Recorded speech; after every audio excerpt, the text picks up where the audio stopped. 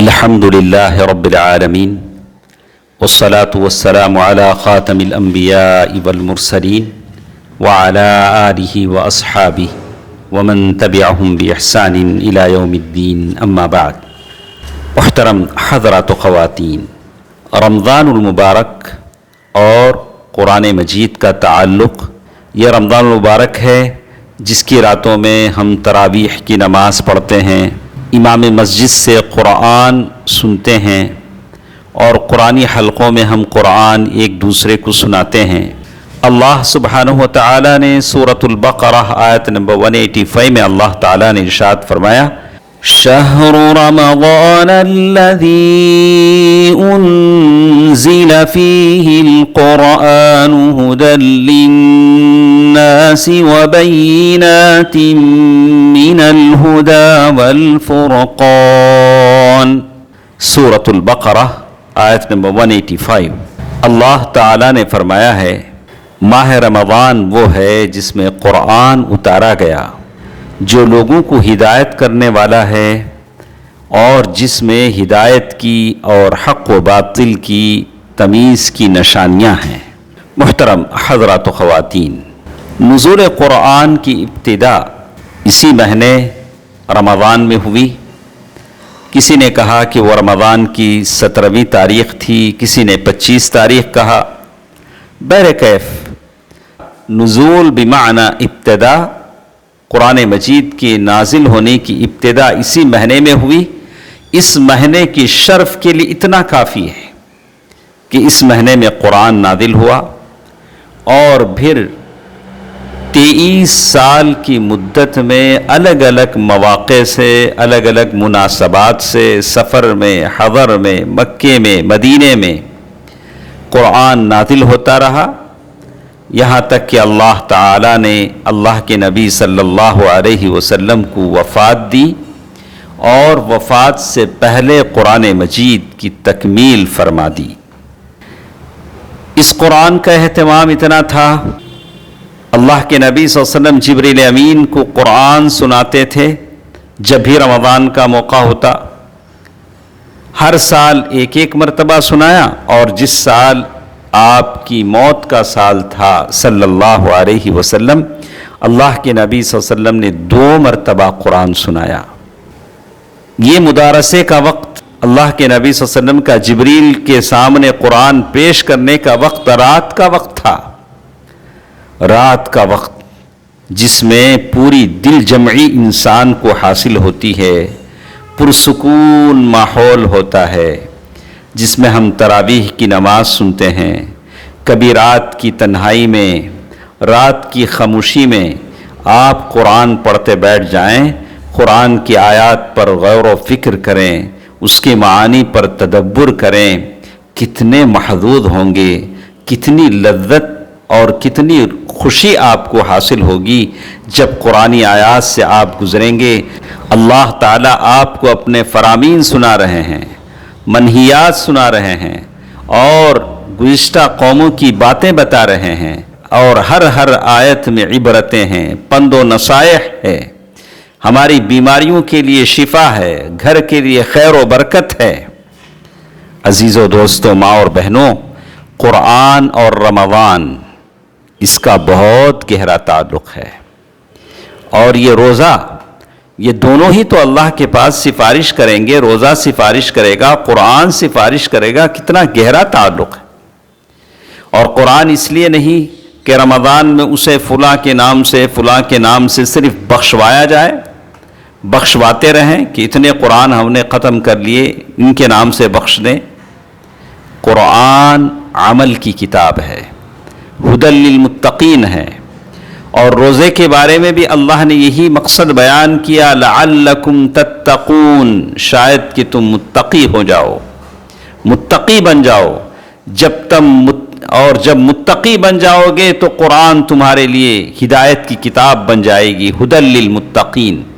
اللہ اکبر۔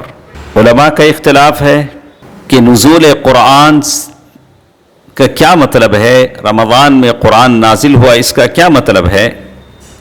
تو صحیح بات یہ ہے کہ قرآن کے نزول کی ابتدا اس مہینے میں ہوئی، پھر الگ الگ موقع پر قرآن مجید نازل ہوتا رہا، اور یہ بھی کہا گیا کہ قرآن مکمل ایک بار لوح محفوظ سے بیت المعمور کی طرف اتار دیا گیا، پھر اللہ کے نبی صلی اللہ علیہ وسلم پر تھوڑا تھوڑا 23 سال کی مدت میں نازل ہوتا رہا، جیسے اللہ تعالیٰ نے قرآن مجید میں کہا اِنَّا أَنزَلْنَاهُ فِي لَيْلَةِ الْقَدْرِ، اس قدر والی رات میں قرآن ایک ہی بار لوح محفوظ سے بیت المعمور پر اتارا گیا، اور پھر وہاں سے تھوڑا تھوڑا کر کے 23 سال کی مدت میں بھیجا گیا۔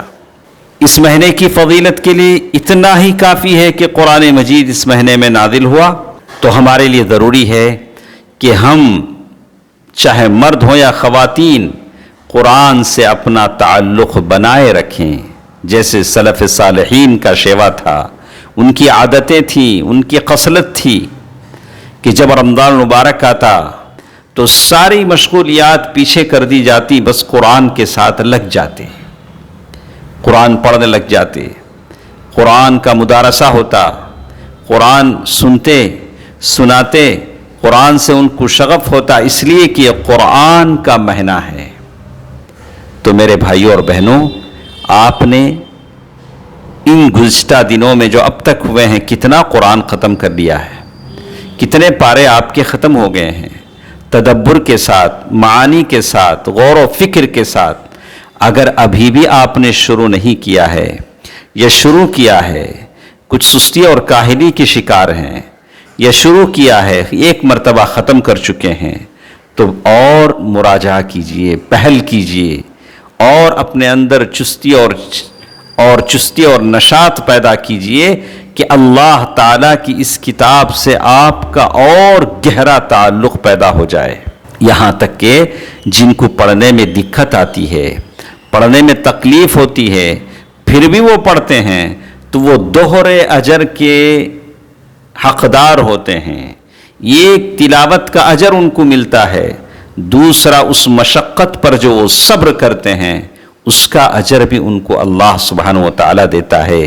یہ قرآن ہے، اللہ کی کتاب ہے، ہدایت کی کتاب ہے، بیماریوں کے لیے شفا ہے، جس سے اللہ تعالیٰ قوموں کو سر بلندی عطا کرتا ہے۔ یہ وہ کتاب ہے جس سے آپ کے گھروں میں خیر و برکت آتی ہے۔ محترم حضرات و خواتین،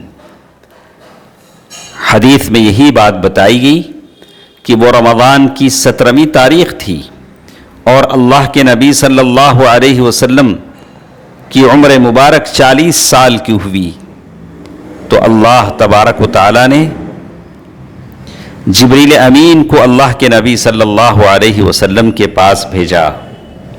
اللہ کے نبی صلی اللہ علیہ وسلم کے پاس فرشتہ جبریل امین حاضر ہو کر کہتے ہیں اقرأ، قال ما انا بقاری، قال فأخذني فغطني حتى بلغ مني الجهد ثم أرسلني فقال اقرأ، قلت ما أنا بقاري، فأخذني فغطني الثانية حتى بلغ مني الجهد ثم أرسلني فقال اقرأ، فقلت ما أنا بقاري، فأخذني فغطني الثالثة ثم أرسلني فقال اقرأ باسم ربك الذي خلق، خلق الإنسان من علق، اقرأ وربك الأكرم۔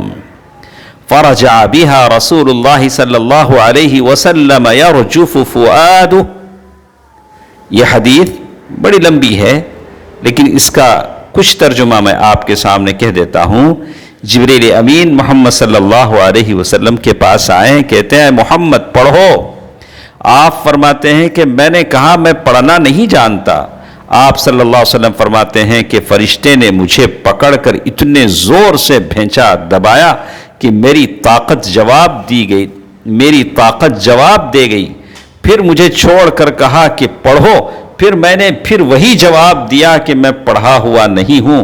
اس فرشتے نے مجھ کو نہایت ہی زور سے دبایا، مجھ کو سخت تکلیف محسوس ہوئی کہ پھر اس نے کہا کہ پڑھ، میں نے کہا کہ میں پڑھا ہوا نہیں ہوں۔ فرشتے نے تیسری بار مجھ کو پکڑا اور تیسری مرتبہ پھر مجھ کو دبایا، پھر مجھے چھوڑ دیا اور کہنے لگا کہ پڑھو اپنے رب کے نام کی مدد سے جس نے پیدا کیا اور انسان کو خون کی پھٹکی سے بنایا، پڑھو اور آپ کا رب بہت ہی مہربانیاں کرنے والا ہے۔ آپ حضرت جبریل علیہ السلام سے سن کر اس حال میں غار حرا سے واپس ہوئے کہ آپ کا دل اس انوکھے واقعے سے کانپ رہا تھا۔ آپ ام المؤمنین حضرت خدیجہ کے ہاں تشریف لائے اور فرمایا کہ مجھے کمبل اڑا دو، مجھے کمبل اڑا دو۔ دوستو عزیزو، اس طرح یہ پہلی آیت اللہ کے نبی صلی اللہ علیہ وسلم پر اتری اور زمین کا یہ پہلا تعلق بنا اس امت محمدیہ کے لیے آسمان سے کہ رمضان وہ ہے جس میں روزہ اور قرآن دونوں جمع ہو جاتے ہیں۔ الصیام والقرآن یشفعان للعبد یوم القیامہ، یہ دونوں بندے کے لیے کل قیامت کے دن شفاعت کریں گے، سفارش کریں گے۔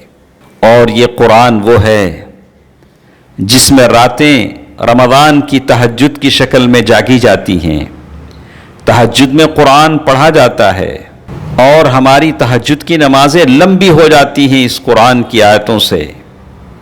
اسی لیے عمر رضی اللہ تعالیٰ عنہ نے ابی بن کعب اور تمیم الداری رضی اللہ تعالیٰ عنہما کو حکم دیا تھا کہ وہ لوگوں کو رمضان کے مہینے میں نماز پڑھائیں۔ وہ ایک ایک رکعت میں 200 آیتیں پڑھاتے تھے، یہاں تک کہ لوگ اپنے لاٹھیوں پر سہارا لے کر کھڑے ہوتے تھے، بڑا لمبا قیام ہوتا تھا، اور اس وقت واپس ہوتے جب فجر کا وقت ہوتا تھا، سحری کا وقت ہوتا تھا۔ رمضان کا یہ مہینہ عبادتوں کا موسم کا مہینہ ہے، لیکن اس میں قرآن مجید کی تلاوت جو سب سے بڑا ذکر ہے اس کی عبادت ہونی چاہیے، قرآن کے پڑھنے پر دھیان دینا چاہیے۔ اسی لیے ہمارے اسلاف جن کے بارے میں آتا ہے امام مالک رحمہ اللہ انه كان في رمضان لا يتشاغل الا بالقرآن الكريم وكان يعتزل التدريس والفتيا والجلوس للناس ويقول هذا شهر القرآن الكريم۔ امام مالک رحمہ اللہ جب رمضان آ جاتا تو صرف قرآن کے ساتھ ان کا اپنا شغل ہوتا، وہ درس و تدریس سے فتویٰ سے الگ ہٹ جاتے، دور ہٹ جاتے، اس سے اپنا تعلق ختم کر لیتے، لوگوں کے ساتھ نہیں بیٹھتے اور کہتے کہ رمضان کا مہینہ۔